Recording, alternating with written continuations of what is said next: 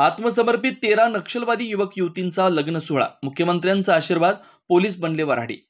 लग्न हा प्रत्येकाच्या आयुष्यातील आनंदाचा आणि सुखाचा क्षण असतो। त्यामुळेच मित्र परिवार, नातेवाईक, सहकारी सर्वजणांच्या साक्षीनं या आनंदाच्या सोहळ्याचं सेलिब्रेशन होत असतं। गरिबापासून श्रीमंतांपर्यंत प्रत्येकाच्या जीवनात हा क्षण सदैव आठवणीत राहणार असतो। मुलगा थोडा वाईट वागत असेल किंवा जबाबदारीने वागत नसेल तर घरचे म्हणतात याचं लग्न लावून द्या म्हणजे सुधारेल। मात्र गडचिरोलीतील नक्षलवादी लग्नाआधीच चांगल्या मार्गावर आले असून त्यांनी आत्मसमर्पण केलंय। या आत्मसमर्पण केलेल्या 13 नक्षल युवक युवतींचा लग्न सोहळा मोठ्या उत्साहात आणि पोलिसांच्या साक्षीने संपन्न झाला। विशेष म्हणजे गडचिरोली पोलीस मुख्यालयात चक्क मुख्यमंत्री देवेंद्र फडणवीस यांच्या प्रमुख उपस्थितीत इथं शुभमंगल सावधान म्हणत अक्षता पडल्या। गडचिरोली पोलीस दलातर्फे आत्मसमर्पित नक्षलवादी युवक युवतींचा सामूहिक विवाह सोहळा आयोजित केला असून मुख्यमंत्री देवेंद्र फडणवीस यांच्या उपस्थितीत हा आगळा वेगळा लग्न सोहळा संपन्न झाला। जवळपास 13 आत्मसमर्पित नक्षल युवक युवती या विवाह सोहळ्यातून लग्न बंधनात अडकलेत।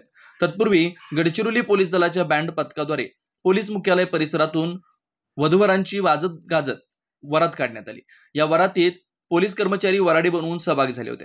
विवाह बंधनात अडकणाऱ्या मोस्ट वॉन्टेड नक्षली गिरीधरसह नक्षल युवक युवतींनी या लग्न सोहळ्याबद्दल आनंद व्यक्त केला। वर्षानुवर्ष घनदाट जंगलात बंदुकीच्या जोरावर क्रांती घडवू पाहणाऱ्या अनेक नक्षलवाद्यांनी आत्मसमर्पणाची वाट धरली आहे। त्यामुळे त्यांच्या जीवनात विकासाची नवीन पाठ उजाडली आहे। गडचिरोली पोलिसांनी या आत्मसमर्पित नक्षलवाद्यांची रेशीमगाठ जुळवून आणली आहे। आज शुक्रवारी मुख्यमंत्र्यांच्या उपस्थितीत आत्मसमर्पित नक्षलवाद्यांचा सामूहिक विवाह सोहळा गडचिरोलीच्या पोलीस मुख्यालयात पार पडला। पोलीस मुख्यालयातील शहीद पांडू अलाम सभागृहात हा विवाह सोहळा संपन्न झालाय।